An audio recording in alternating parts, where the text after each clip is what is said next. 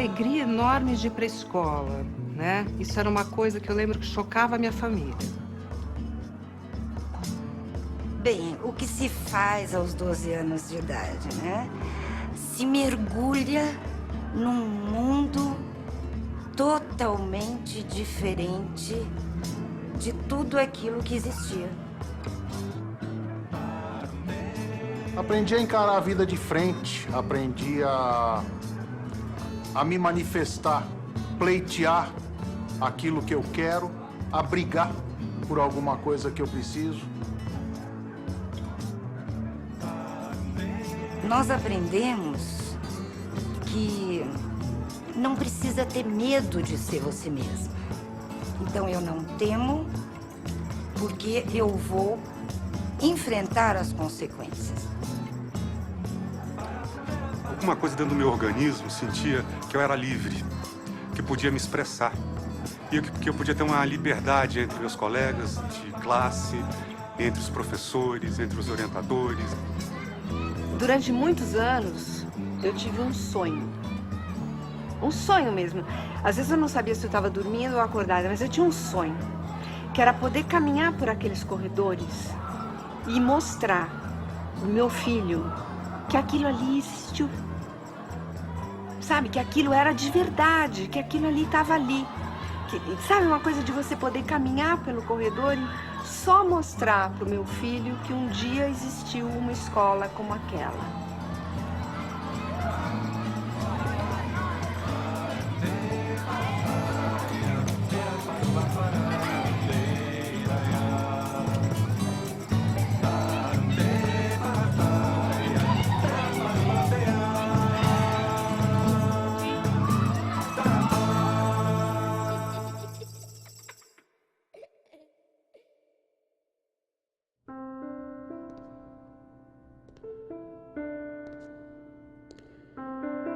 Em 1967.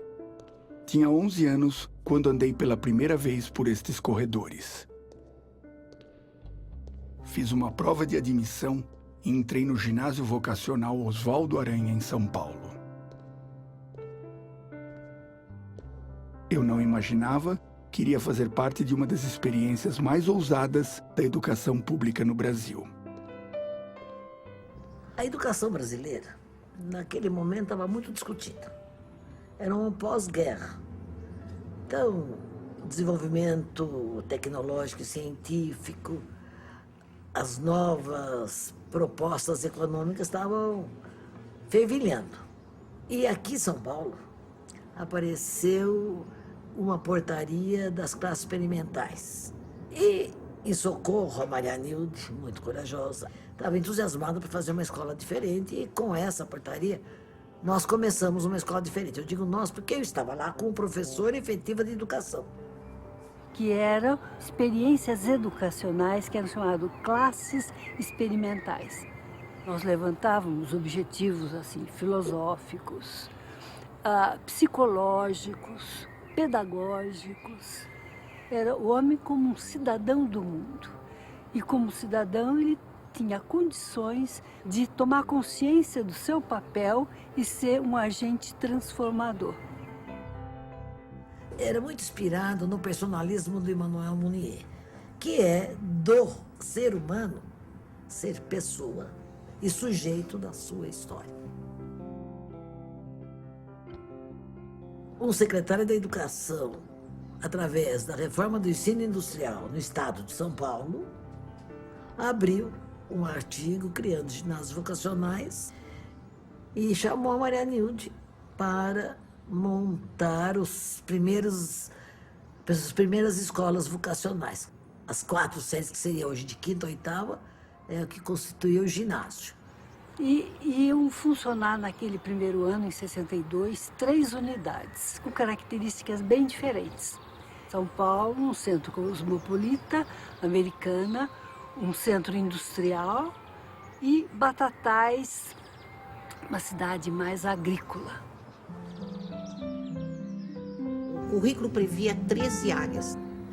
centralizadas, integradas em estudos sociais como centro, né? Então, nós tínhamos as disciplinas comuns, mas tínhamos também práticas agrícolas, práticas comerciais, artes industriais, educação doméstica, artes plásticas. Era uma perspectiva de fazê-los sentir as várias facetas da cultura humana, de homem livre e agente transformador da sociedade.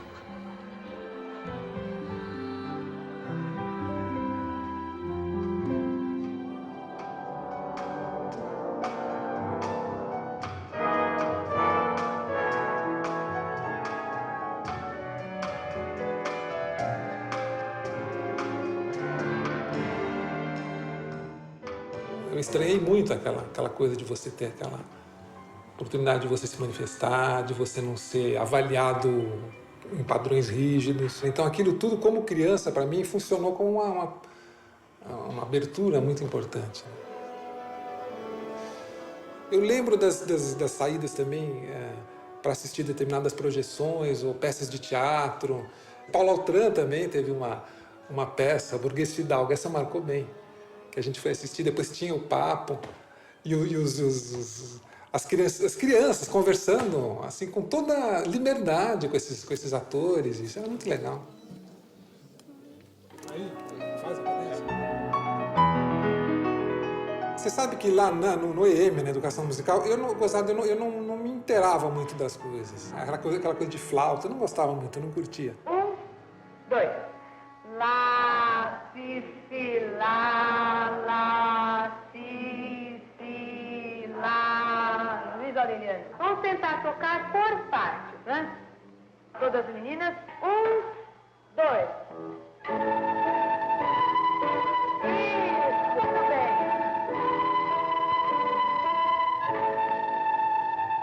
Podemos repetir um pouco? Começava com aquela flautinha, né?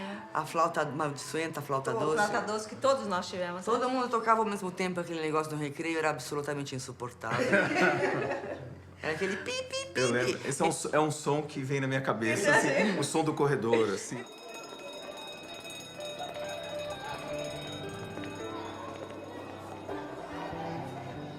Eu me lembro do primeiro dia de aula do vocacional. E nós chegamos, fomos divididos em grupos.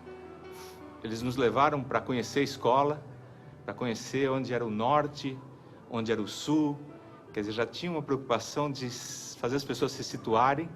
Depois eu me lembro que nós fomos numa sala, assistimos um filme sobre o cânone e uma discussão sobre um desenho. E a gente discutia o significado, né? Então, desde o primeiro dia, a gente era exposto a situações que exigiam uma forma de discussão, de raciocínio com o grupo. Eles passam por uma entrevista em que se tem quase que uma definição ainda que precária do perfil socioeconômico, das suas relações familiares. Esse indivíduo é visto dentro do contexto da comunidade. A gente já fez o estudo da comunidade. Por exemplo, o Brooklyn tinha em torno de, não lembro exatamente, 10 a 15% de classe D, um bom reduto de classe média e um percentual de classe alta. A escola tinha essa representatividade. Quer dizer, o filho do, sei lá, do zelador do prédio, ou do cara que morava lá, quase que na favela, lá embaixo, ele estava na escola porque ele tinha que entrar dentro desse contexto dos 15% que a comunidade tinha de classe C e D. Eu aprendi a conviver com o filho do padeiro e com o filho do banqueiro da mesma forma, e todos nós usávamos a mesma roupa, uma calça cinza ou uma saia cinza, uma blusa branca e um blusão cinza com punhos vermelhos, gola vermelha. E eu não me lembro de ninguém, durante o tempo que eu estudei vocacional, que a gente falasse, não é esse, sabe? Deixa esse cara pra lá, entendeu? Ninguém, não existia isso. Quer dizer, isso meus filhos não tiveram. Eu acho uma pena eles serem obrigados a estudar em colégio particular, onde todo mundo fica disputando o celular, o relógio.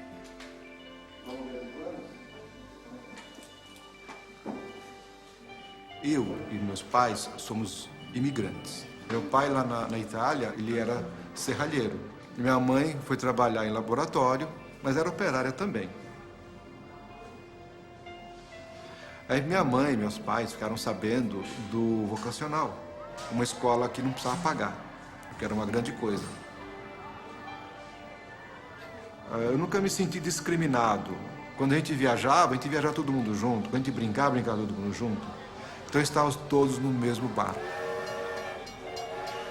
Eu acho que a importância econômica aqui era em segundo plano ou terceiro plano. Tanto é que ela não fazia diferença. Ela fazia parte do nosso dia a dia.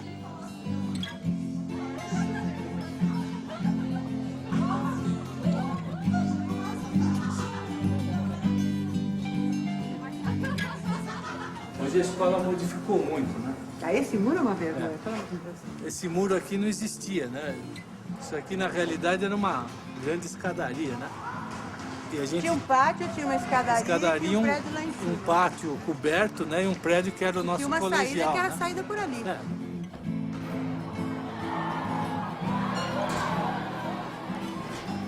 Chegava aqui às 6h30, 7 horas da manhã.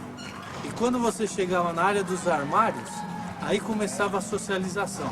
Tinha que conversar com todo mundo, pedir emprestado, ver o que você não trouxe, pedir emprestado para o outro, ver o que você tinha de guardado, né, de reserva nos armários. O lanche de ontem, a meia de educação física que você não levou para casa para lavar, alguém te pediu um tênis emprestado.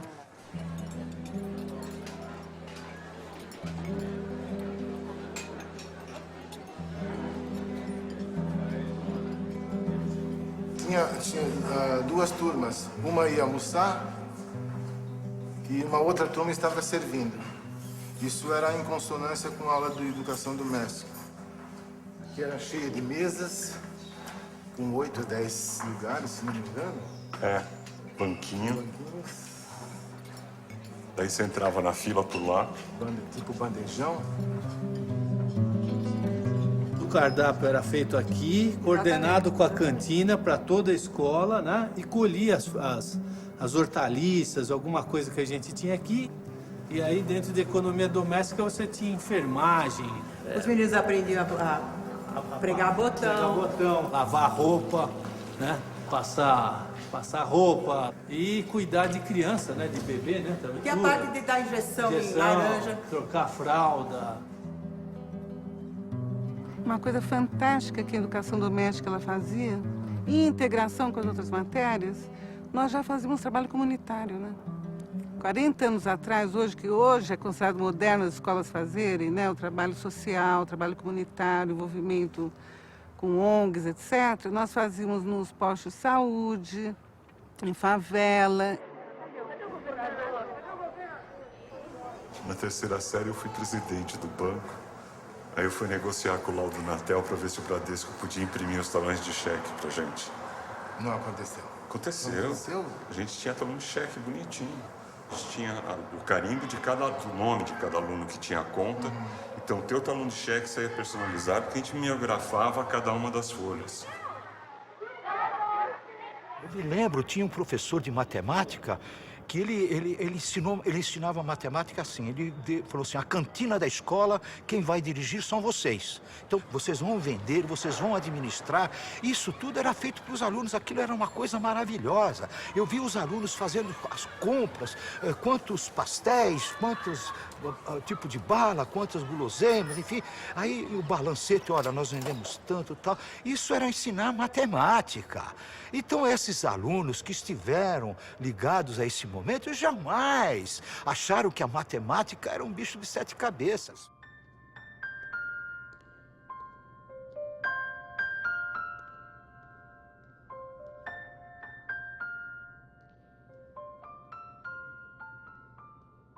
Hoje ando perplexo por estes corredores. Como um projeto tão inovador como este chegou ao fim?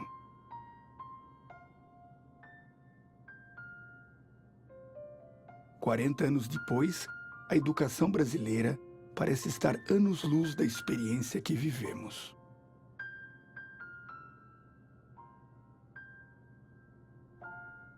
A dedicação que foi dada ao professor naquela condição. O cara ficar 6 meses em treinamento antes de pegar uma sala de aula. Na hora que pegava a sala de aula, ele tinha uma dedicação integral aqui dentro. E aí todo o resto da estrutura acompanhando e suportando ele a descobrir como fazer integração com as outras matérias, como trabalhar com síntese, como trabalhar com grupo, porque não devia ser simples trabalhar com... ninguém tinha as regrinhas de como trabalhar com grupo, do jeito. A experiência vocacional foi muito mais importante para os professores do que relativamente para os alunos. Eles ganhavam bem, mais do que qualquer professor da rede pública, até mais do que alguns professores universitários. Eles eram obrigados, num certo sentido, a se interessar por literatura, por teatro, por cinema. Não podiam abandonar o interesse por tudo que acontecesse no mundo cultural. Então eu era um jovem de 24 anos, idealista, né, querendo assim trabalhar com educação. A gente acreditava que a educação transformava o mundo, sim, por que não, né? E o vocacional veio assim de encontro às minhas expectativas. Eu era um professor competente, mas eu me tornei educador no vocacional, que foi um passo muito grande do professor para o educador. Eu não tinha, por exemplo, como professor formado na USP, eu não tinha ideia do papel afetivo do professor. Para mim é um trabalho intelectual puro. E nós trabalhávamos com os alunos em equipe, muito respeito dos alunos para conosco, apesar de nós sentarmos ao lado deles, estudarmos com eles, jogar bola com eles nos intervalos, e nós éramos apaixonados pelo que fazíamos, os alunos também. A gente trabalhava além do período, Tony, sem ganhar, sem remunerar, sabe?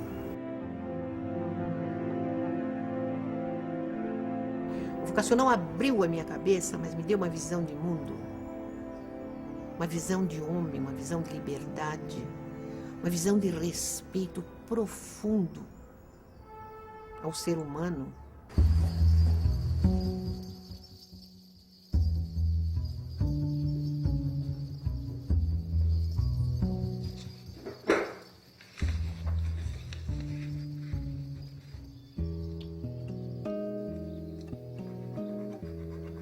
Eu fui informado que no vocacional você poderia trabalhar com arte. O que seria trabalhar com arte, né? Quer dizer, seria se aproximar desse fenômeno que eu entendo por manifestação poética. O que é uma manifestação poética? É uma espécie de uma passagem que você vive de um não ser para um ser. Isso, em termos de arte, poderia ser um projeto, uma vontade de realizar alguma coisa. Lá se aprendia pela experiência. Quer dizer, um praticar é tão importante quanto um pensar. Você entrava num processo de um fazer, pensar, voltar a fazer, voltar a pensar. O outro objetivo seria aquele mais ligado a uma educação integral, onde todas as áreas do conhecimento se comunicavam, trocavam experiências, etc, etc. Nesse ponto, eu acho que tínhamos uma área vizinha que muito colaborou com isso, que foi artes industriais, né? Artes industriais e artes plásticas, quando se aproximavam, elas atingiam, assim, uma qualidade de design.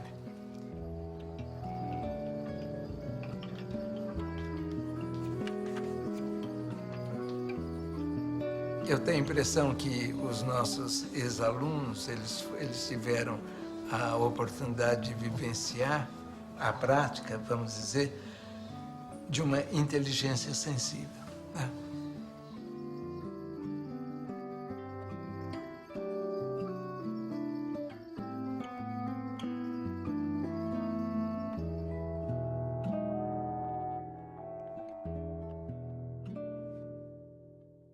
Eu acho que era todo o sistema, toda aquela integração, de fato.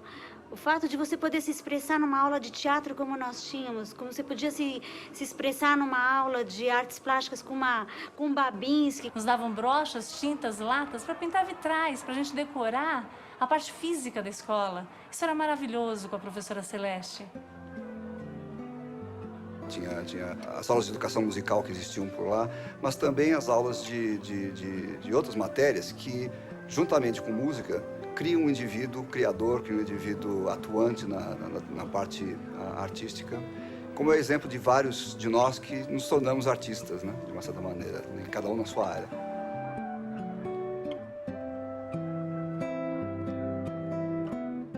Sobrou alguns resquícios aqui das nossas aulas de artes plásticas. Você pegou que professores de artes plásticas, você se lembra? Celeste. A Celeste. Fundamentalmente a Celeste. Para mim, a Celeste é uma das professoras mais marcantes do período. Por quê? Porque ela exercitava, enfim, todos, mas de alguma forma as aulas dela marcavam muito. A gente chegava aqui, depois de fazer um estudo do meio rápido em torno da escola, então um dia saímos para desenhar livremente o que quisesse.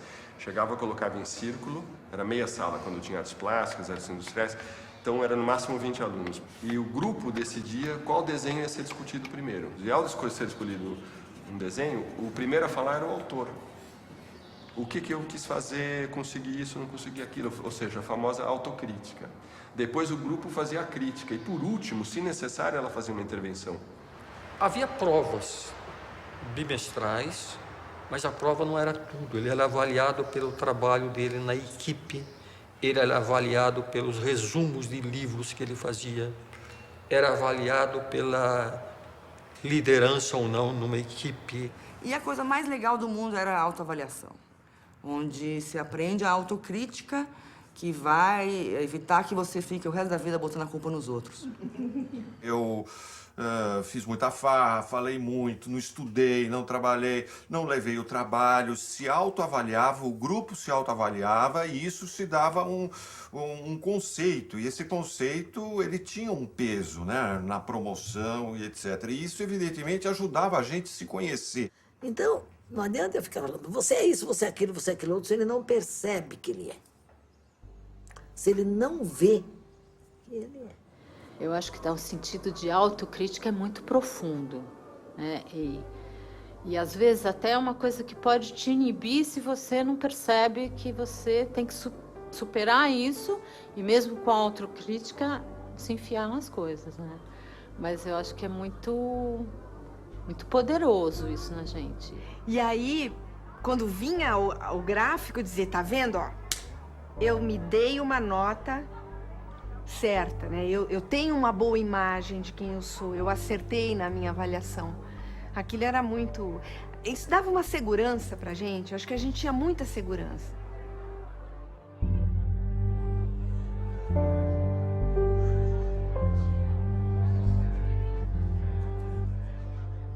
Eu costumo dizer, na verdade, que o vocacional fez uma revolução copernicana na educação. Ou seja, o vocacional, ele tirou exatamente aquilo que estava centrado como ato pedagógico no professor e trouxe juntamente também para os alunos. Tem uma inquietude criativa, intuitiva, e que nos permite essa liberdade de ousar, de tentar. Porque lá a gente tinha condição de ousar e se não dava certo, caía logo também. Isso é legal.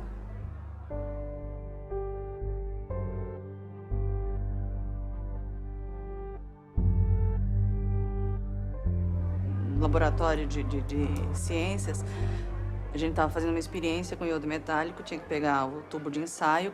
Em vez de olhar aqui, eu fui virando. E no que virou, caiu aqui uma placa de metal. E ficou uma placa sólida de metal.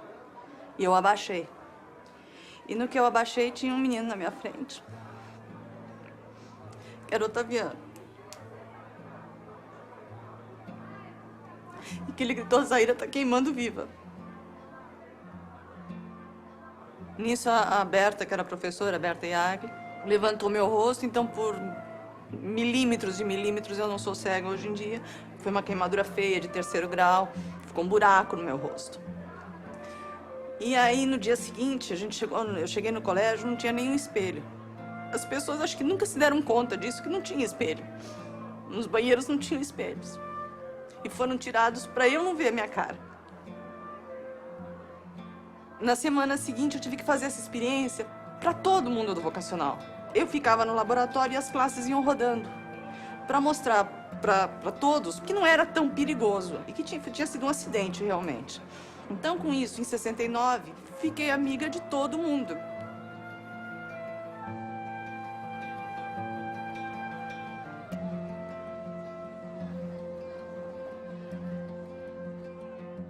Lembro vagamente da dona Maria Nilde, uma mulher que mancava. Só mais tarde eu soube que ela sofria de artrite. Certa vez, um aparelho do laboratório foi roubado. Não sei se era um microscópio, mas era algo bem valioso. Ela reuniu todo mundo na quadra e disse que cedo ou tarde iriam descobrir o autor do furto e que este iria assumir as consequências. Mas se nas próximas 24 horas o responsável devolvesse o objeto e fizesse autocrítica, seu ato seria revisto e ele não seria exposto aos colegas. No dia seguinte, o aparelho reapareceu no laboratório, intacto. Eu vi nela uma enciclopédia. Ela fez pedagogia, ela fez teatro, ela fez psicologia, ela fez sociologia, ela fez línguas clássicas, ela fez piano. Enfim, aquela Maria Nilde, na verdade, foi uma só de um gênio como a Maria Nilde poderia ter saído realmente um ginásio como esse. E ela tinha uma capacidade criativa enorme, competente, equilibrada e justa. É muito difícil encontrar na administração pública alguém com esses predicados. Maria Nilde eu caracterizo como a maior educadora que o país já teve. Com uma visão assim, de futuro muito boa. Humanística, uma percepção da realidade fora de série. Não posso dizer mais coisas, eu diria assim, eu trabalhei junto com ela, briguei muito com ela, entendeu? Ela era uma personalidade forte, isso ela era, corajosa, fora de dúvida. E arriscava. O ensino vocacional é uma experiência que se desenvolve no estado de São Paulo através de algumas escolas secundárias, com o principal objetivo de levar o jovem à descoberta da sua personalidade, conhecendo seus interesses, as suas aptidões e percebendo o mundo e a si mesmo, a fim de situar-se na sociedade e a desempenhar o seu papel de homem transformador. E ela nunca falou assim, não, a ideia foi minha, eu que fiz. Não, o vocacional foi fruto de uma discussão, de um grupo de trabalho, que se deve acreditar a Nilde, essa firmeza que em um grupo de trabalho teve pulso firme para manter, para aglutinar a coisa. Ela era capaz de dominar uma assembleia de pais que eu ficava até sufocada de ver, porque ela, com a vozinha tranquila, suave, aquele monte de gente, tinha pais de todas as classes sociais, né? Ela conduzia aquilo que a gente nem percebia que estava sendo realmente muito conduzido, mas era uma delícia, era uma coisa impressionante, não era uma reunião que a gente falava, opa, precisa acabar esse negócio aqui, não, pelo contrário.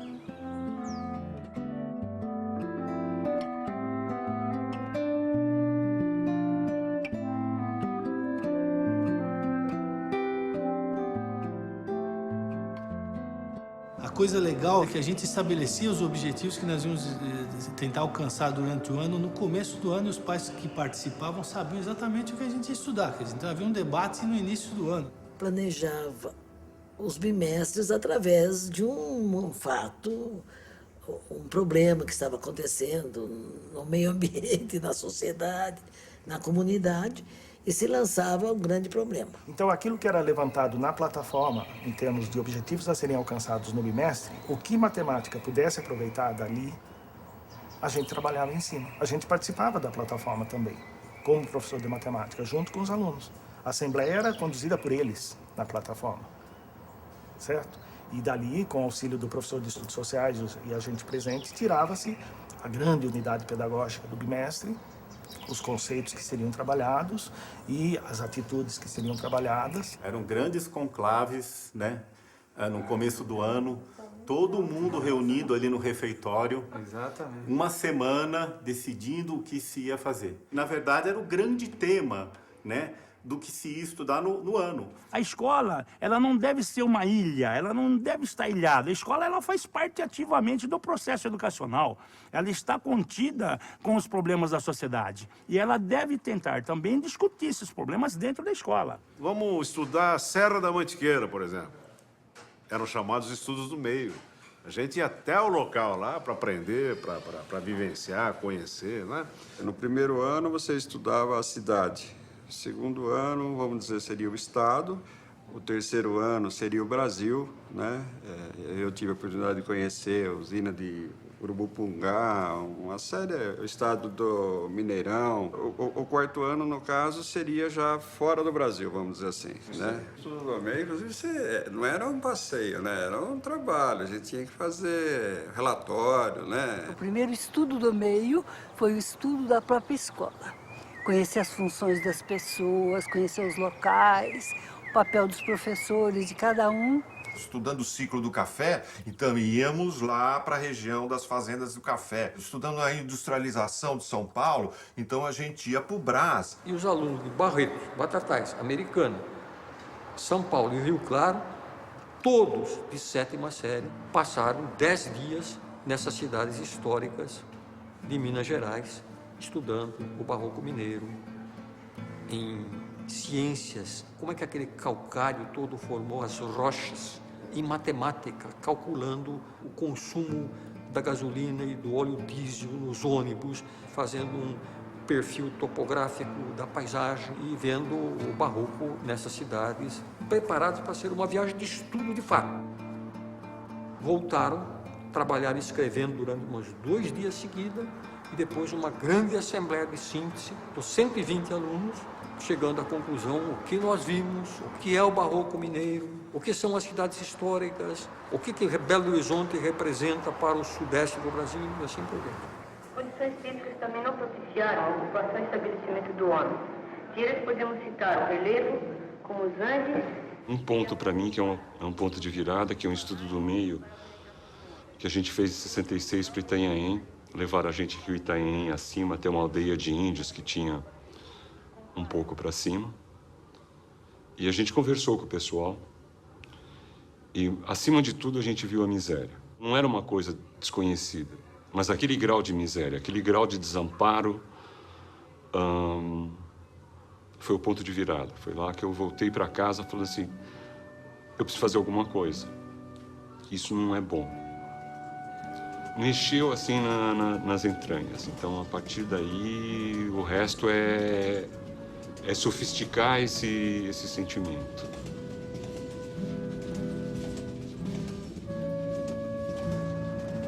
E o último bimestre praticamente era a síntese de todo o trabalho.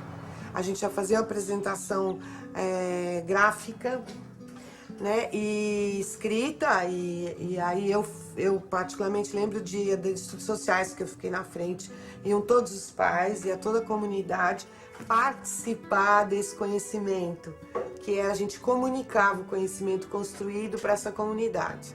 Quando terminava o ano, a gente tinha que fazer a síntese, né? E eu lembro que eu fiz um espetáculo de teatro com a Priscila Hermel, dirigido pelo Renato Consorte, em que a Priscila tocava Samba da Bênção do Vinícius de Moraes e eu declamava o poema do Vinícius. Fez um espetáculo, cantou Samba da Bênção, a gente agradeceu todo mundo, teve aquele rol. Eu tentei ser atriz que foi um desastre, enchia aquelas coisas de como um índio e tal, de ketchup, secou até eu entrar em cena. Então isso foi muito forte na minha formação, como pessoa, como artista, como cidadão, né? Para fazer um samba com beleza é preciso um bocado de tristeza, porque senão não se faz um samba, não. Foi isso que marcou. Eu poder subir num palco e fazer a síntese de um ano escolar, dizendo um poema do Vinícius de Moraes.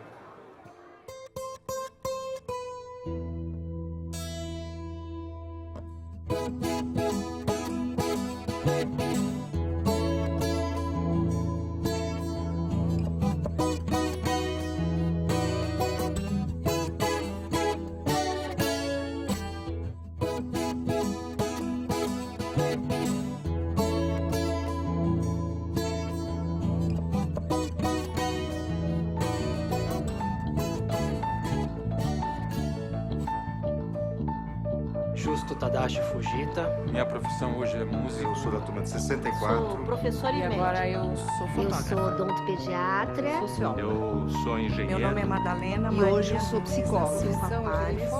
Sou biomédica de profissão. Músico, sou analista de sistemas, engenheiro civil, sou socióloga. Tradutora, intérprete e professora. E hoje eu sou psicóloga. Secretário de Transportes do Estado de São Paulo.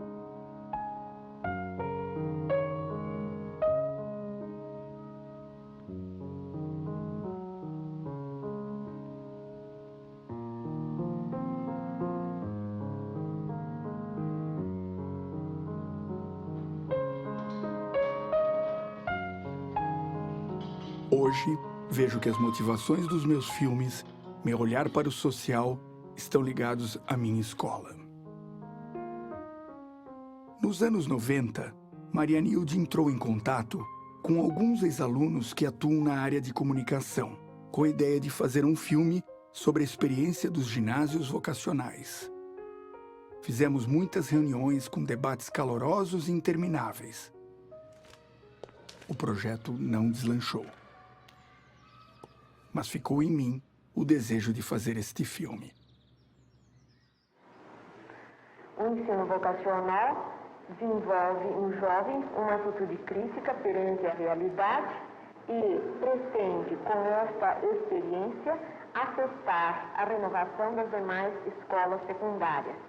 O significado dessa experiência educacional, a nosso ver, dentro de uma percepção de professores, de pais e de elementos interessados em educação, deverá marcar o momento da renovação da escola secundária brasileira. Havia lá no pátio, estou lembrando de Americana, um painel bem grande que tinha o mapa mundi.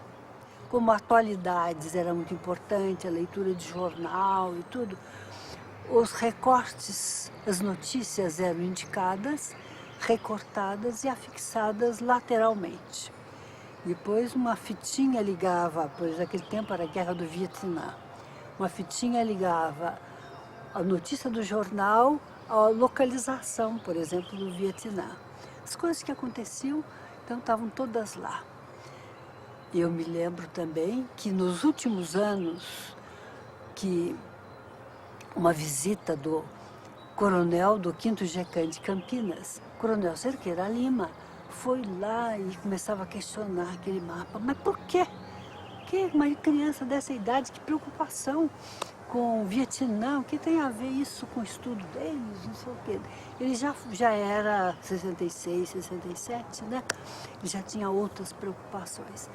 E havia, sim, debates calorosos. Foi a época que estava aquela Guerra Fria entre Estados Unidos e União Soviética, Kennedy e Khrushchev, né? Aquela briga fria, Fidel Castro por trás com Cuba. E havia, assim, discussões homéricas na sala de aula, cada aluno dando a sua opinião.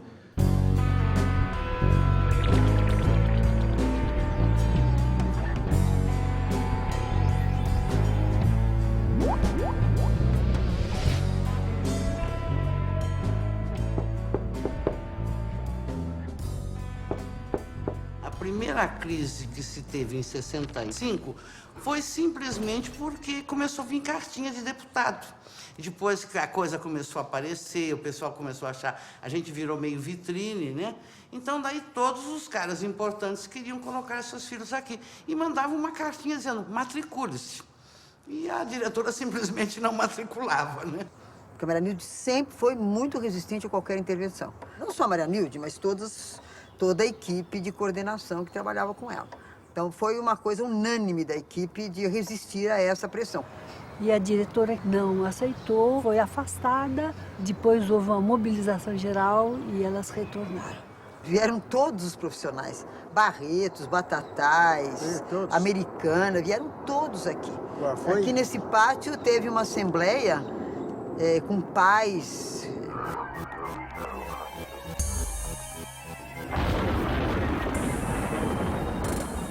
Meu pai era militante do Partido Comunista do Brasil, né?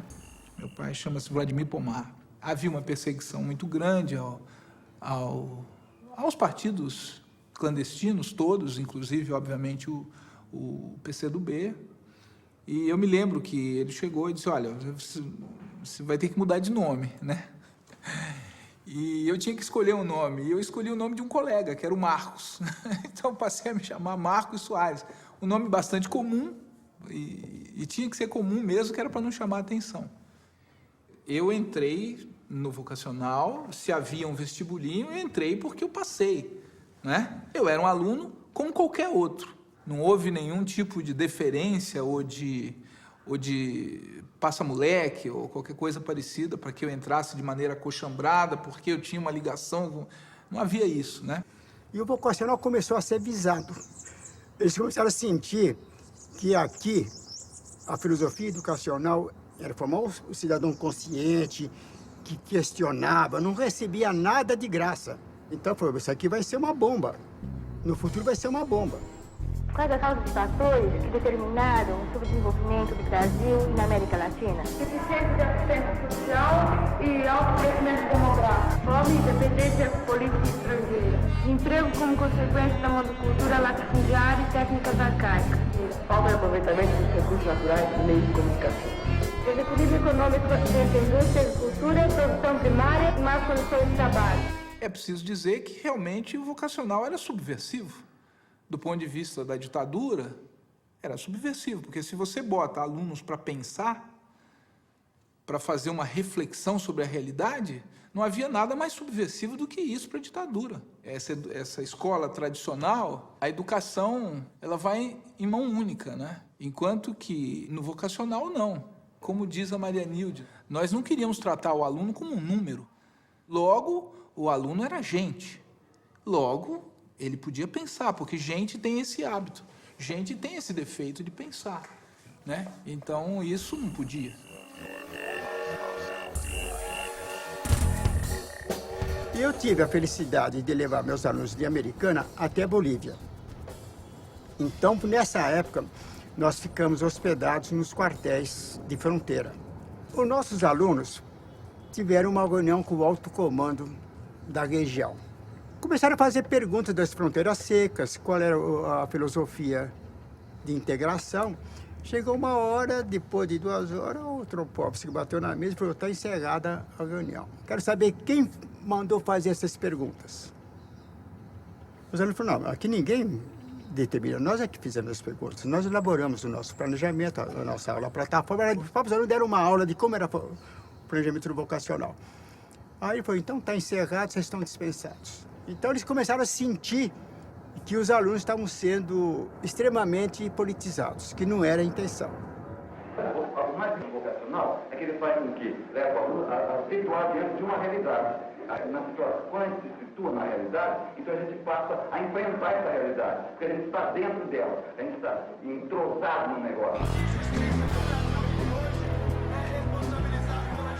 Me recordo, por exemplo, as primeiras participações foram aquelas passeatas, né, que a história do Abreu Sodré levando não sei se foi um tomate, um ovo na Praça da Sé. O que a gente fazia? Era preparar material para fazer panfletagem, era fazer pichação na rua, né, que era talvez a atividade mais, vamos dizer assim, emocionante, porque todos nós achávamos que o risco era grande, né? E um fato marcante foi em 1968, foi um estudante que foi Edson Luiz, ele foi assassinado. Eu me lembro que recebemos aqui um conjunto de estudantes, eu não lembro agora de que escolas, e eu fui, eu diria, sorteado, escolhido, como eu era muito magro na época, e eu peguei uma bandeira preta e subi no teto da nossa quadra esportiva e pendurei a bandeira junto com a bandeira brasileira. Eu, com certeza, na época, não sabia a dimensão que era aquele ato. Vim saber disso alguns anos, algumas décadas depois, mas isso me marcou e fiquei contente por isso. A gente, de uma certa forma, era tão pequeno quando a gente aprendeu a olhar para tudo isso, que ficou fazendo parte, assim, do coração da gente, né? 68, aquela efervescência política, ao mesmo tempo que tinha 13 anos, mas convivia com pessoas politicamente muito mais avançadas. De repente eu me vi na rua, no centro da cidade, com bolinha de gude, jogando para a cavalaria tropeçar, junto com os meus colegas de escola, sem entender muito bem direito, mas sabia que alguma situação política era muito difícil. Então abriu esse mundo que minha cabeça ficou assim enorme, enorme. 14 de dezembro, se não me engano, de 1968, A Olga Bechara me chamou do lado e falou, você vai ler isso. E ela tinha uma cara de pavor e falou, você leia isso da forma mais séria que você conseguir. E eu me lembro que eu senti que era alguma coisa muito importante, muito séria, que estava preocupando muitos adultos. E eu li que tinha acabado de ser decretado o AI-5.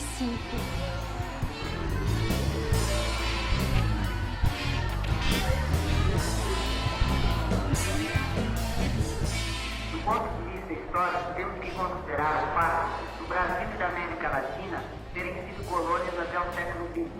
A sua economia era de caráter exploratório, sendo que algumas estruturas montadas naquela época ainda permanecem, dificultando o atual desenvolvimento, como, por exemplo... Eu acho que a aprendizagem desta visão crítica a respeito da realidade brasileira, ela, em primeiro lugar, tinha que ver com, obviamente, um tipo de educação que caracterizou a nossa escola, né, educacional, preocupada em fazer o que o Paulo Freire costumava chamar de desvelar a realidade. Em termos de São Paulo, nós sempre sofremos uma pressão interna da Secretaria de Educação, por pessoas que queriam simplesmente acabar com a experiência porque tinham outra maneira de pensar, tinham uma cabeça fechada, achavam que aquilo era jogar dinheiro fora, né, coisas do tipo. E havia aqueles outros que não queriam fechar a experiência, mas que queriam o lugar da professora Marianilde a todo custo. Então, era um problema, porque eu me lembro que houve um ano que nós fomos receber o salário de janeiro em maio. Então, a gente se ajudava do jeito que podia, a Associação de Pais emprestava dinheiro. Houve realmente uma entrada grande de gente de esquerda e gente da pesada. E, por outro lado, nós tivemos uma infiltração de direita. Houve uma tentativa de infiltração dos dois lados. E daí nós sofremos as consequências, porque você precisava caminhar em cima dessa navalha. E a Marianilde não era uma pessoa de esquerda tão declarada, mas era uma pessoa revolucionária em ideias e em pensamentos, né? Eu classifico a Marianilde como uma pessoa extremamente cristã, democrata e humana. Tinha várias relações com a Igreja Católica, com certeza. Inclusive amiga dos bispos todos progressistas, da ala progressista da Igreja. A Marianilde me parecia sempre uma pessoa democrática, né? Era aberta às colocações da gente. Ela nos deixava, assim, totalmente livres em termos de opções políticas. Quando eu fui afastado, eu sei que 4 dias depois, eu fui convidado a ir para Campinas, ao GECAM de Campinas. Porque eu fui taxado de guerrilheiro em Americana, porque eu fazia as técnicas de acampamento do vocacional. Quando eu cheguei em Campinas, que o Rubens Reis disse que eu era guerrilheiro, eu falei, não, o senhor acha que está mal informado, me desculpe, mas eu não sou guerrilheiro. Eu sou uma pessoa de educação física que trabalha a técnica de acampamento e as barracas que estão lá são do Exército. E quem as levou foi o seu tenente. As barracas eram do GECAM. Eu nem tive o trabalho de montá-las. Quem montou foram os soldados e os sargentos do GECAM. E na noite que a gente fazia o fogo do conselho, o tenente que montou foi assistir. E o senhor pergunta para o tenente o que foi dito. Eu estava grávida, com a barriga desse tamanho, e tive que responder. Fui várias vezes fazer depoimento sobre o vocacional. Foram no nosso apartamento, levaram tudo. Foram no nosso Eu tinha apartamento. obras do José de Castro, você disse que era subversivo. Eu falei, mas isso aqui é uma obra que qualquer livraria tem, porque era a filosofia da fome, a geopolítica da fome. Eu falei, pô, os caras são assim, né? E o grande problema ocorreu em Americana, com um professor que era da minha área, que eu tinha determinado certas coisas para ele fazer, inclusive aprender estamparia, que ele não sabia, e ele precisava aprender para ensinar a passar para os alunos. Ele se negou a fazer, me enrolou, etc. Chegou no ano seguinte, você não continua. Tá? Ele veio para São Paulo e foi dito a ele que ele estaria desligado a partir do ano seguinte, e que ele passasse na parte do advogado, doutor Primo, para acertar a questão jurídica. Então ele disse, olha, ou o senhor me deixa no vocacional, ou eu entrego isso no Exército. E isso era uma carta onde ele dizia que eu o tinha mandado embora porque eu era comunista e ele era cristão.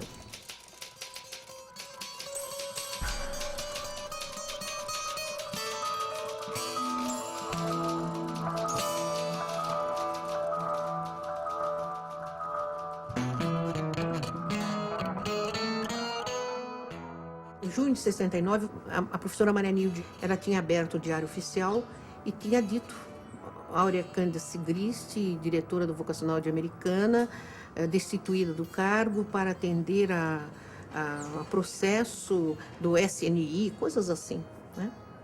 E ela foi saber por quê, e o general disse que eu tinha acusações de que eu seria comunista, quis convencê-la a dizer que realmente ela estava desconfiada de mim, porque quem sabe eu seria comunista ou não.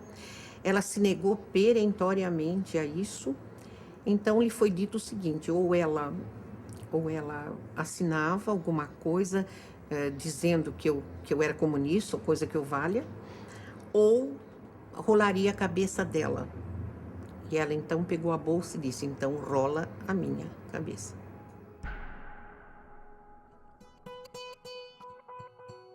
E no dia seguinte, realmente, o Diário Oficial publicou a destituição dela.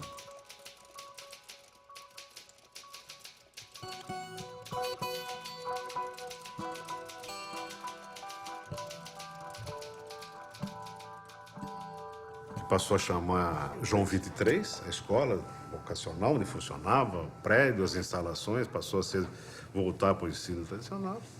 E, para surpresa nossa, um dos professores que destoava dos demais, né, nessa coisa, acabou sendo o diretor da escola. Posteriormente, nós soubemos que ele teve uma participação bastante ativa nas denúncias aí, junto ao governo desses professores, quer dizer, a pessoa que conspirou, traiu aí muitos professores da época.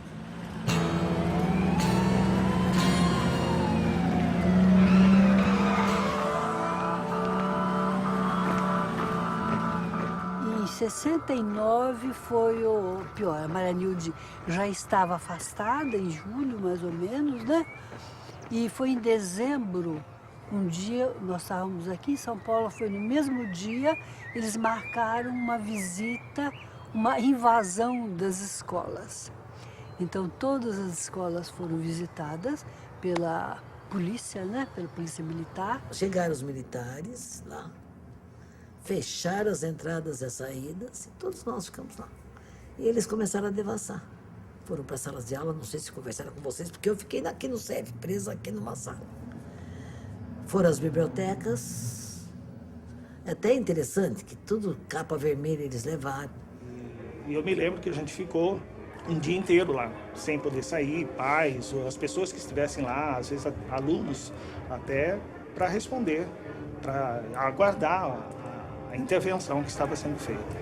E eu fui até a sala de EM, Educação Musical, que era uma sala que ficava distante da onde os militares estavam, onde a Polícia Federal estava. E chegando nessa classe, estavam todos os professores detidos e trancados. E foi assim uma emoção, porque eu tive que pegar o nome todos deles e pegar os telefones e avisar as famílias, porque eles estavam ali sem comunicação. Muitos professores, muitas pessoas preocupadas, às vezes, com os termos de alguns relatórios do tipo sociabilidade, coisas desse tipo, jogaram muitos papéis nos banheiros, porque sociabilidade, os militares podiam relacionar com socialismo. A polícia rodeava com helicópteros a escola. E eu lembro que a gente combinou de ir todo mundo vestido com um uniforme de educação física, que era branco e vermelho, com tênis branco ou vermelho, não lembro. E a gente escreveu uma palavra com os nossos corpos no chão da escola, que era para o helicóptero. A hora que o helicóptero foi chegando, a gente falou, é agora. E todo mundo deitou no chão e escreveu a palavra cu bem grande no pátio da escola, que era a nossa vingança adolescente contra aquela situação completamente opressiva. E foi uma coisa muito, porque estava todo mundo grudado um no outro, com muito medo, mas muito certo de que era aquilo que a gente tinha que fazer, porque estava muito pesada aquela situação.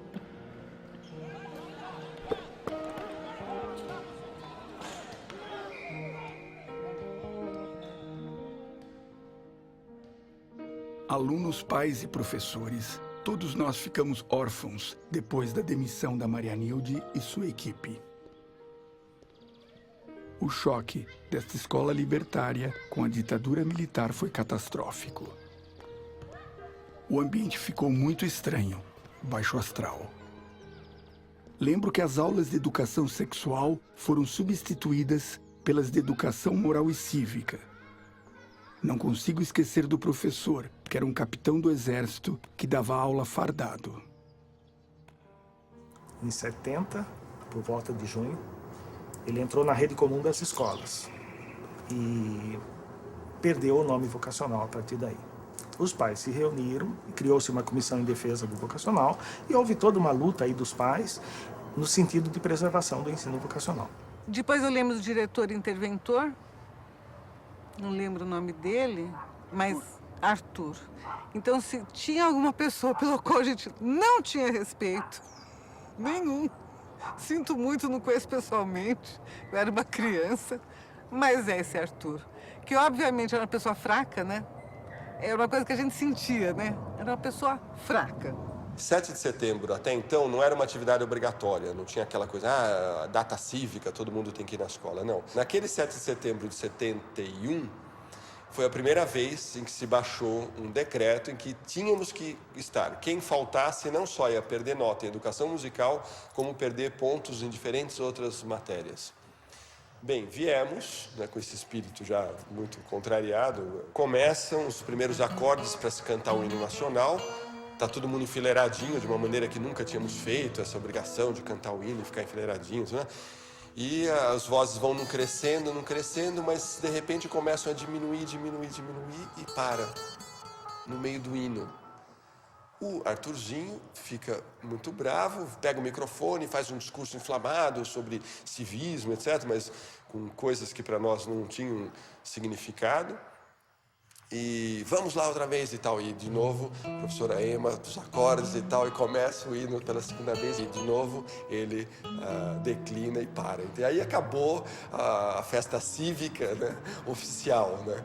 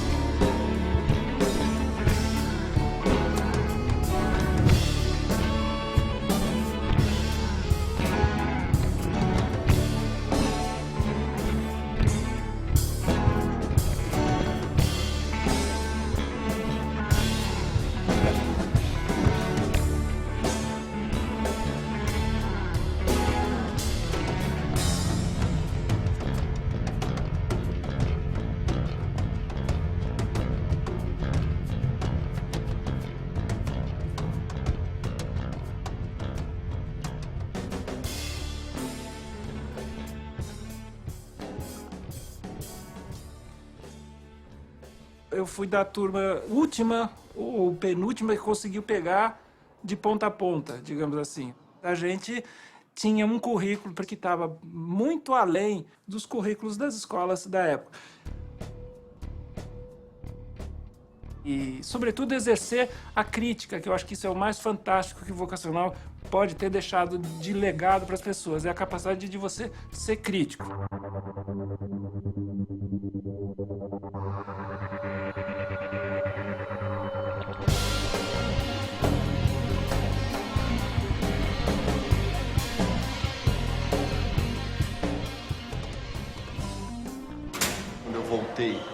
aqui uns 10 anos depois, acho que no final dos anos 70, meados de 80 talvez, uma das coisas que mais me chamou a atenção foi a quantidade de cercas e barreiras que tinham sido postas ao longo da escola, dividindo o espaço.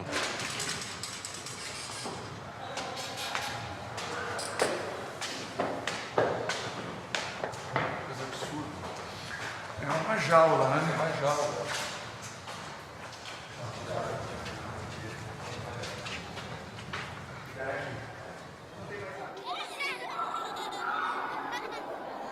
Durante muitos anos, o que havia de maquinário aqui ficou congelado. Todo o maquinário aqui absolutamente empoeirado, com teias de aranha, etc., trancado na sala. Como se tivesse parado o tempo ali, fecharam a sala, acabou o vocacional.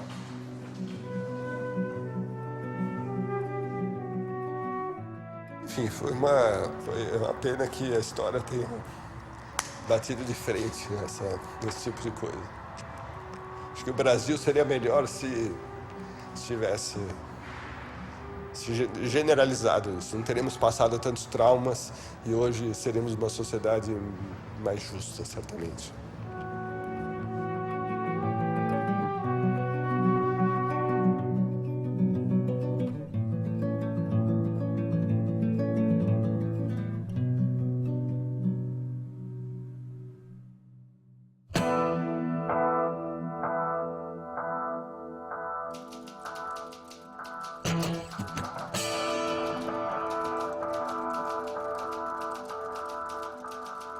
E ela não foi torturada porque invadiram a casa.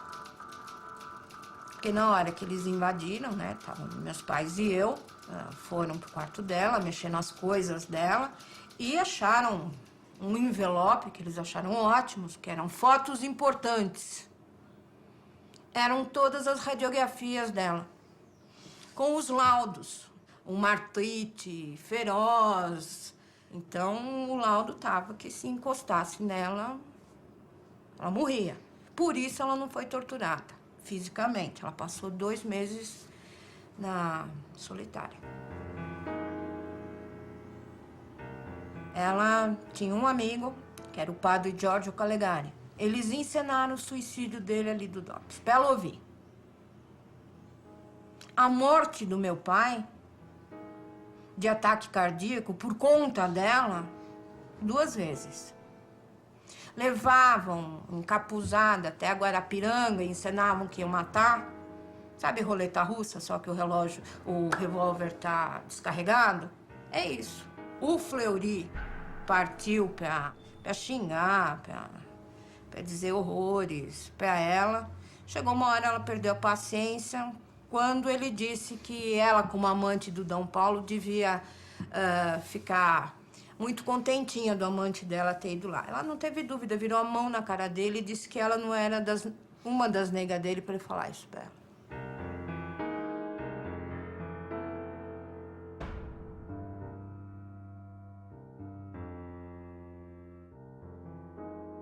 Maria Nilde saiu da prisão pelas mãos de Dom Paulo, né?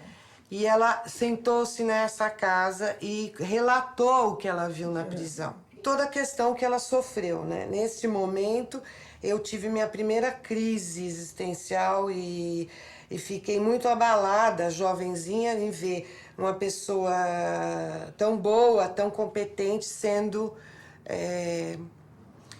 prejudicada, né? Eu tinha ouvido falar que o Geraldo Vandré tinha pirado depois da cadeia.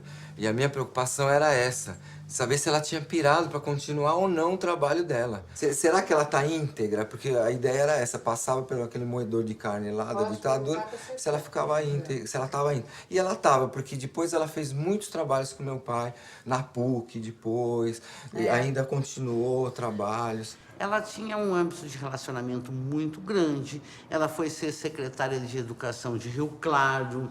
Ela tinha um trabalho junto ao Dom Paulo genial, né? Junto ao Dom Paulo Evaristo, em trabalhos comunitários muito bons. Isso segurou a Nilde, vamos dizer. Isso é porque quando ela saiu daqui, nós montamos a Renove, que era para dar assistência em escolas públicas. E nós ficamos só com as escolas religiosas, porque Só as com as públicas, religiosas, que- houve gente que foi lá, olha, eles são subversivos, assim, assim, assim, assim.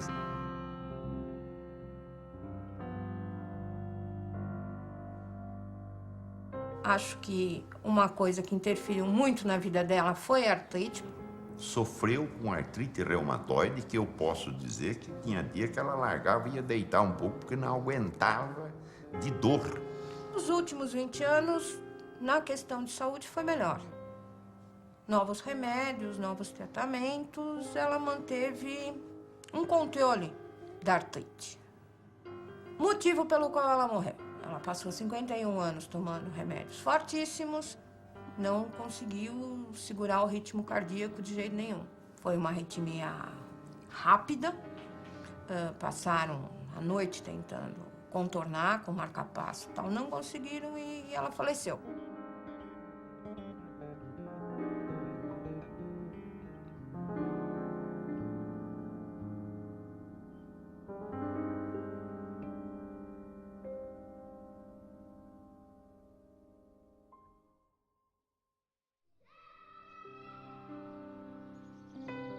Em 1970, com 15 anos, eu estava terminando o ginásio, desolado pelo fim do ensino vocacional e a confusa situação do país.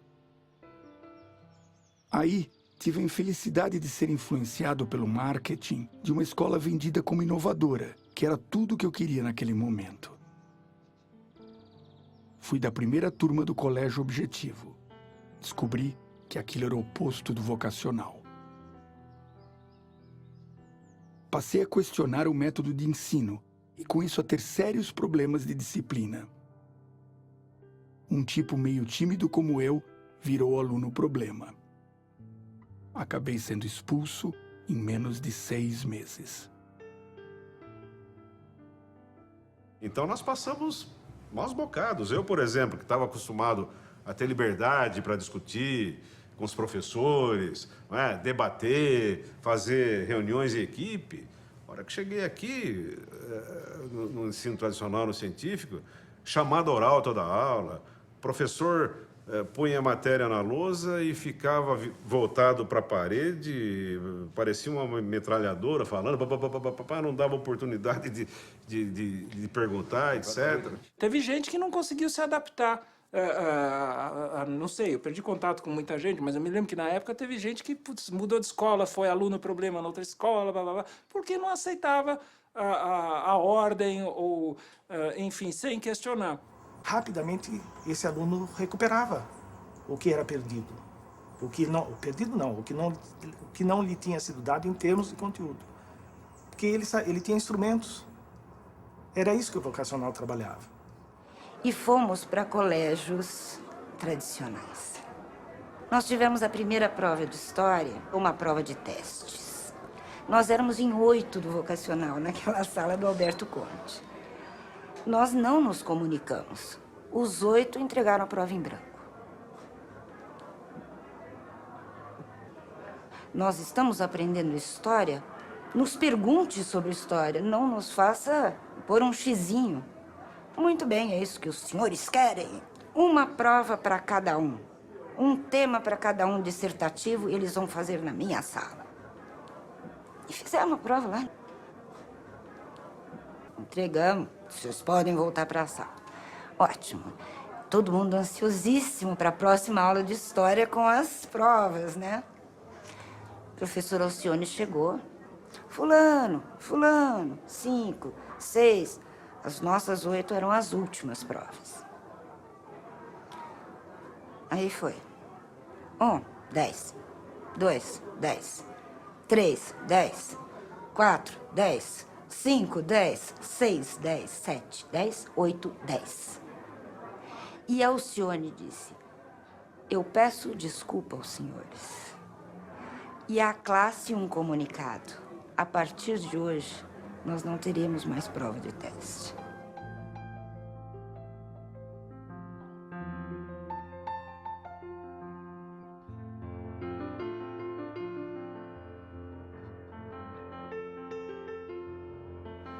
essa questão do ensino público, vamos dizer que talvez seja o nó górdio do país, porque não tem jeito. Como é que você vai construir um país, primeiro, né, sem uma população jovem bem formada? Eu não diria que hoje nós temos isso aí, né? Nós temos, assim, mal e porcamente, um pessoal que sabe ler e escrever. E não tem a menor condição de pensamento estruturado. Eles não conseguem desenvolver as habilidades, inclusive necessárias até para esse mundo que está aí. Os professores atuais são frutos daqueles alunos que foram incrivelmente mal formados em termos, eu já nem estou falando em termos de visão de mundo, porque de visão de mundo eles não têm nenhuma. Em termos de cultura geral, de ensinar para o menino a raciocinar, que seria a base do senso crítico. Eles não têm condições, eles não raciocinam. É o vendedor de lição no atacado e no varejo, certo? Porque quanto mais aula ele dá, um pouquinho a mais no salário ele vai ter. E isto precisa mudar. O professor precisa ser colocado à disposição do estabelecimento de ensino para fazer educação. Algumas pessoas conseguem acesso às melhores escolas. Existem essas ilhas de excelência? Existem. Na rede pública e na rede privada. Na rede pública, talvez pelo esforço isolado de algumas pessoas, né? E na rede privada, porque elas fizeram um grande investimento, então elas têm os melhores profissionais, os melhores materiais, os melhores equipamentos e conseguem, então, dar conta de um ensino de um padrão superior, né? Mas é minoria, né? Então, a educação para a minoria é talvez o sinônimo do fracasso no futuro, né?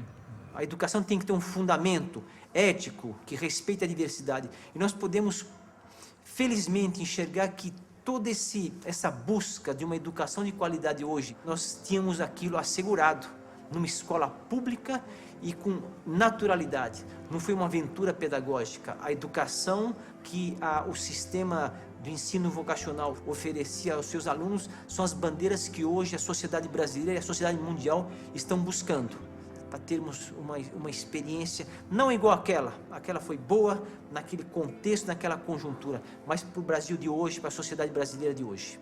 A obra de desmantelamento da escola pública brasileira, ela foi iniciada. Agora, a obra da recuperação, ela pode ser feita também.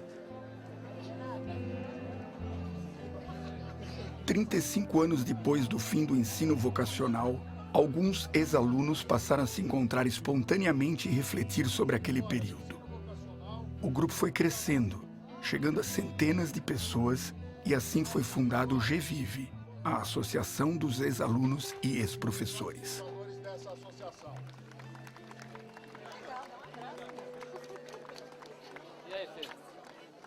O vocacional nos marcou para sempre e me faz pensar que é possível, sim, uma educação viva, verdadeira, para o rico e para o pobre, que forma gente que pensa.